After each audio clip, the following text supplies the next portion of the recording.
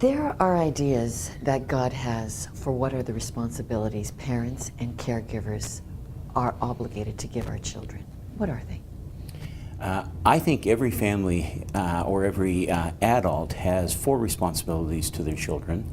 The first is to be present, as in actually being there, and by being there, being more than simply asleep on the couch, but actually engaged. And that's what being there means, is that somehow we're engaged with our family.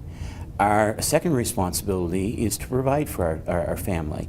We think about food, clothing, and shelter, but provision is far more than that. Education, hugs, warmth, a sense of belonging, a sense of being valued. Those are all things that as adults we have opportunity to provide for our children. We have a responsibility to protect our children, to hold them safe. Increasingly, we talk about the dangers of the world that our children grow up in. And we have a responsibility to hold our children safe. That doesn't mean wrapping them up in cotton and hiding them from the world, but it does mean journeying with them through their life experiences and helping them to develop the skill sets they need to be safe in the world we live in. And finally, we have a responsibility to what I would call prestige our children, or to give our children prestige. And prestige means the value associated with a name. Children have the right to inherit from us as parents a name that they're not ashamed of, a name that they can be proud of, a name that hasn't been scandalized, a name that carries some respect and honor. And we have a responsibility to give our children a name that they can be proud of, not just in the sense that we have prestige outside the home, but there's a measure of prestige inside the home, that we are the type of parents that our children would respect and be proud to say are our parents. And there is, as we've highlighted, hundreds of thousands of kids across North America that haven't got any of those four ingredients. That's right. And what is our responsibility individually as healthy families to those high-risk kids? Well, I have a belief that nobody should ever be these. These, I think, is a word that refers to other things. These, when referring to people, almost always means not ours or somebody else's. And we are not talking about somebody else's children. They are the children of our city. They are the children of our province. They are the children of our nation. We don't get the right to ever say they are not our children. They may not be my birth children, but if I am a citizen of this country, then the children of this country, all the children of this country, are to a measure my children. And as a citizen of the country, it becomes incumbent upon me to ask, how are all the children of the country well provided for? That's how nations grow strong, because we provide for the well-being of all the children in the family.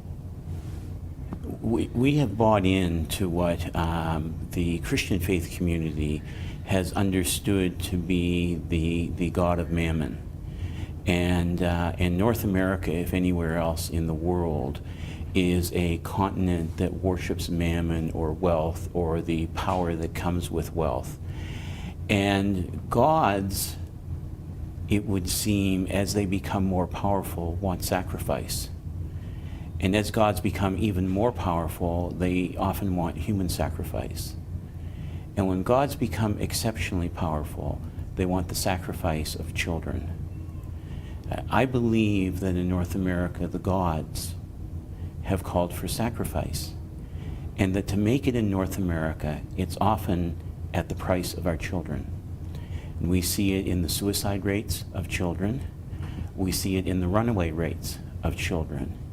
We see it in the reaction when children act out and become involved in risk or criminal behavior.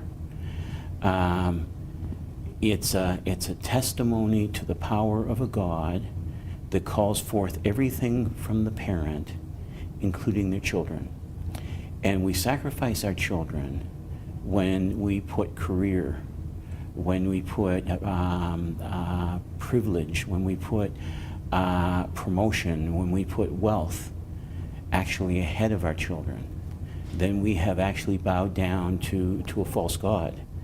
And that false god will destroy our family if we allow it to. Have you seen that a relationship with Jesus Christ actually makes parents able to be healthier? Yes, I think I have, and would agree that a faith relationship, a Christian faith relationship with God in Jesus, clearly has the potential to make family life healthier. And I want to emphasize potential because I don't think it's given, nor in all honesty do I actually think it's exclusive to Christian faith.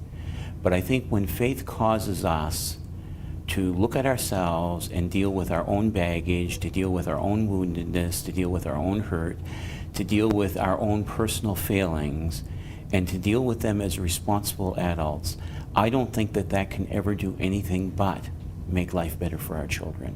I don't think that can ever do anything but make our home life better. It has to make our relationship with our spouse better. It has to make, in essence, all of our relationships better. There's nothing like working on our own health, and I don't know that I know of a better tool to help one work on their health than to journey in faith.